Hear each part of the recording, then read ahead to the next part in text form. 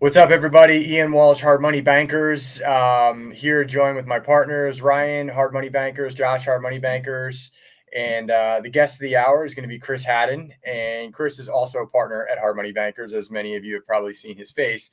But he's also, he headlines a bit of a different funding for us called Veracity and Veracity Capital. And Chris focuses on like small balance projects that are a little bit bigger than typically what Hard Money Bankers does. So I'm actually going to just drop Chris right into the screen here and say, what's up, Chris? What's going on, man? Guys? What's up, man? Thanks for having me on.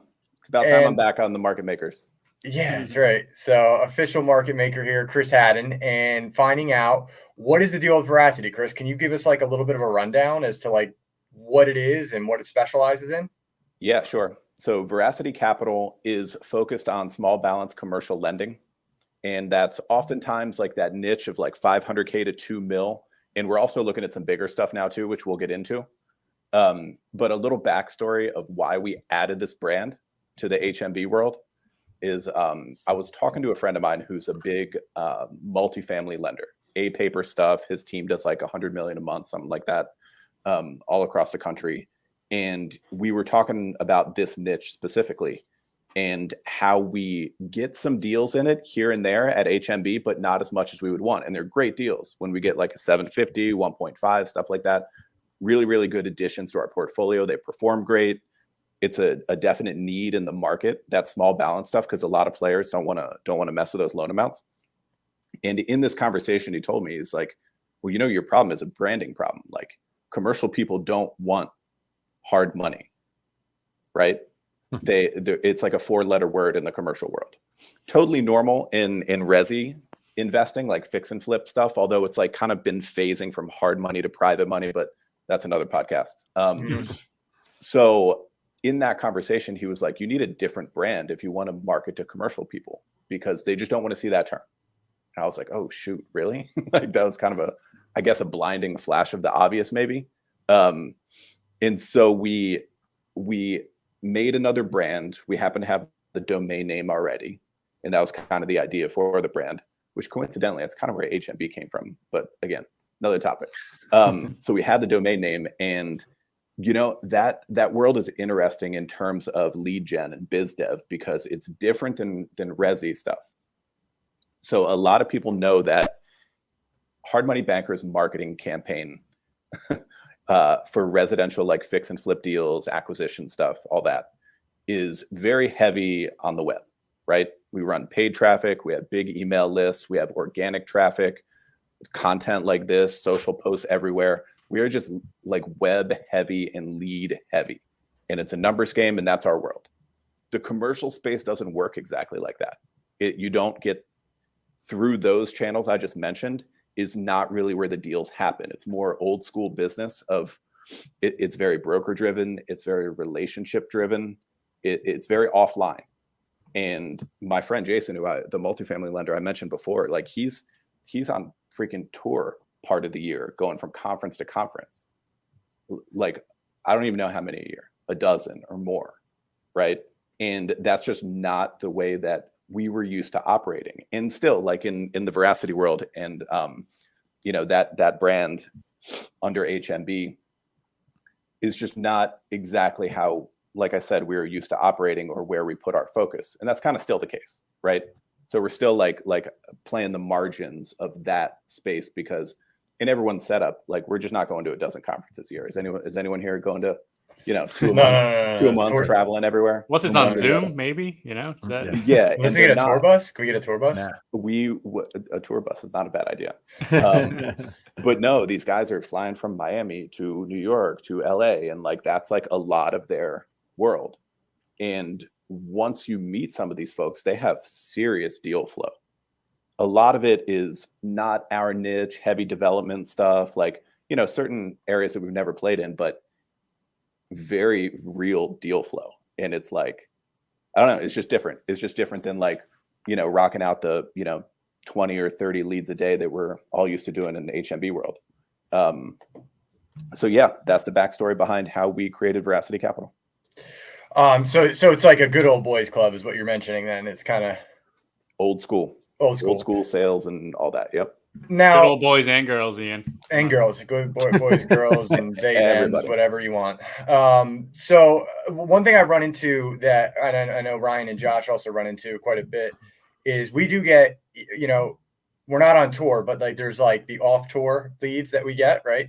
So people will call us and say, hey, can you do this $20 million deal? Or actually the biggest I've had to date, which if I knew what I know now, I could have made it work. But there was not with our money, but with somebody else's, there was a $1 billion waterfront project in Philadelphia that somebody put in front of me like 7 years ago or 6 years ago.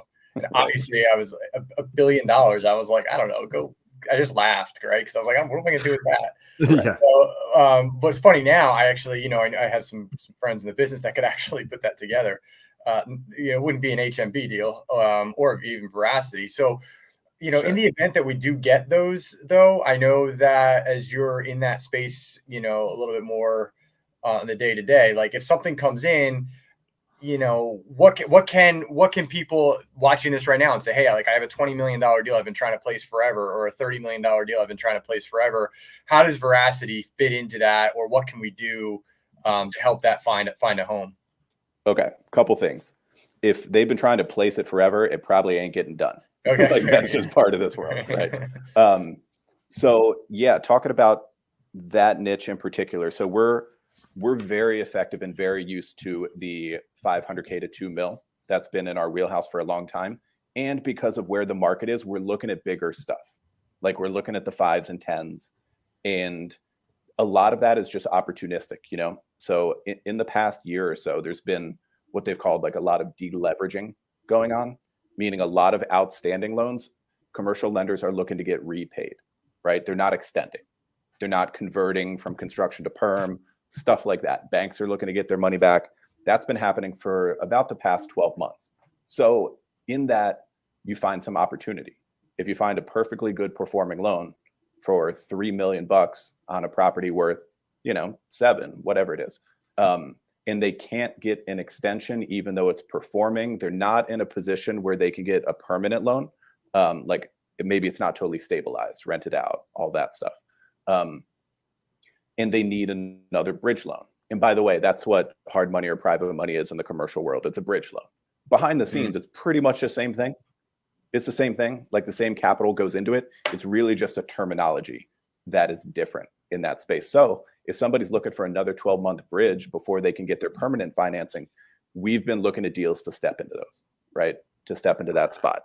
And there's, when you're talking under 10 million, a lot of commercial lenders don't mess with it. It's not enough bang for the buck for them and their entire team to work on. So they're definitely from like 1 to 10 million is big to us and too small for other people. So there's a decent niche that we've been gravitating towards. Chris, I got a question for you. What kind of commercial assets are you talking about? And like anything under that umbrella, or are there different type of assets that are a little more attractive? And what are you looking for on the commercial end? Yeah. So the best type of assets, let's do a little rundown. So we have surprisingly done some office for sure in the past 12 months. Not big downtown stuff. Everyone knows how scary that is right now, but some suburban office type stuff, professional office, medical, things like that. We've been filling in where other lenders have been not, or even backing out. Multifamily stuff. And by the way, that's another funny thing.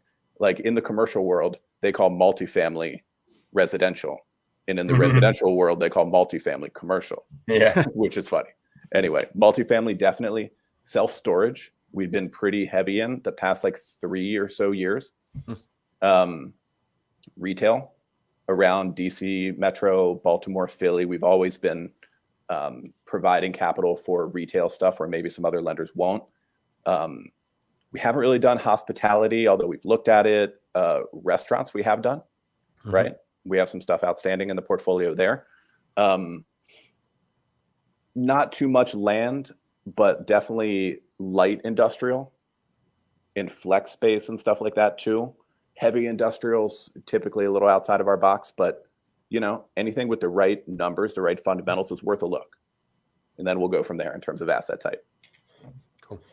That makes sense. Now, in the event that there are larger stuff that comes in, I mean, I assume that you're a little bit in the good old boys club, so you're probably going to know some of those people that. Dan girls, come on, Ian. What's that? The Bankers Club? Yeah. Yeah. So like your buddy that goes on tour, right? Like you're going to know a few people that, maybe they have a place for a certain kind of loan that comes in. So, I want, we're reaching out and telling people, hey, look, like we are in the business. We know a lot of people. Cause I get that question a lot. They're like, hey, don't you know somebody or don't you know somebody? And when I'm like people just assume that you're going to know everybody that has anything to do with deploying capital. Right. So, not always the case, but you're going to know people in the space that have a niche for XYZ product that maybe we don't do a whole lot of, or Veracity doesn't do a lot of, but maybe like we're looking at one right now that's in Philadelphia. It's a opportunity zone development project for like $20-something million. It's a very niche product. So is there like, a reason for people to call and say, hey, look, I have this still going on. Do you guys want to take a look, or somebody?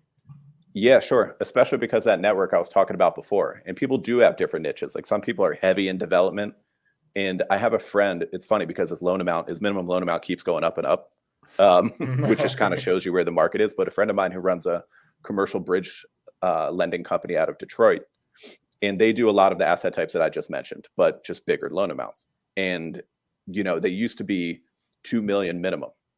But now if I reach out to him about a 2 million, it's like, we have too many like 10s and 15s in the pipeline. Like we're not really doing like 2 to 5 now.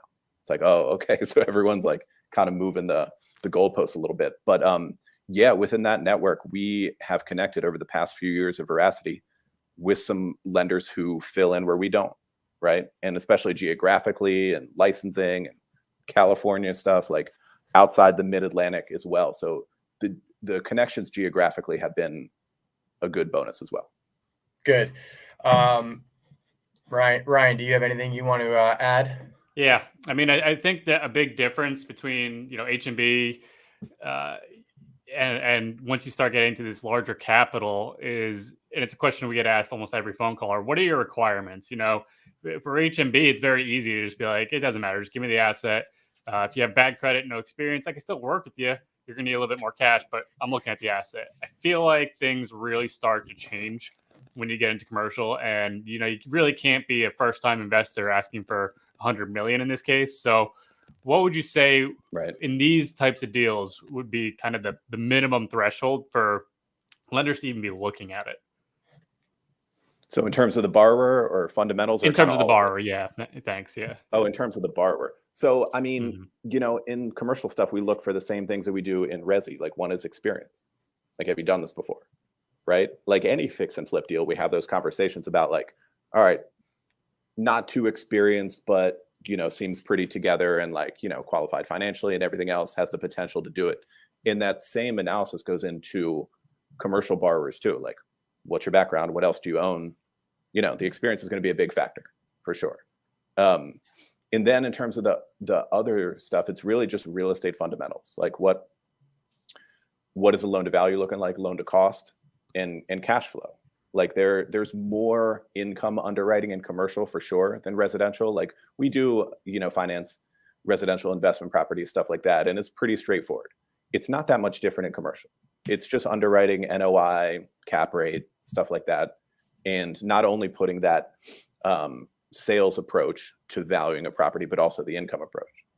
And so, I mean, end of the day, it's just real estate fundamentals. And if a deal seems to make sense, especially based on as-is value, which we're mainly an as-is value lender when it comes to commercial stuff, we're not doing a lot of construction. So the same stuff applies, right? Like it seems different, and there's some more stuff that goes in the file. You're talking about environmentals, everything else. But at the end of the day, it's just, common sense real estate underwriting. Cool. I think that kind of covers what we were trying to figure out about Veracity. And we'll, so if anybody that's out there is looking for larger projects that maybe don't fit the single family residential mold, and they're commercial projects that have not been floated out there for a very long time, we'd be happy to take a look at it. We can also look at the ones that have been floated for quite some time, but those are obviously much harder to place. So, Chris, thanks for coming on. Guys, thanks for being here, and we'll catch up. Thanks, guys. I appreciate it. Take care. Yeah.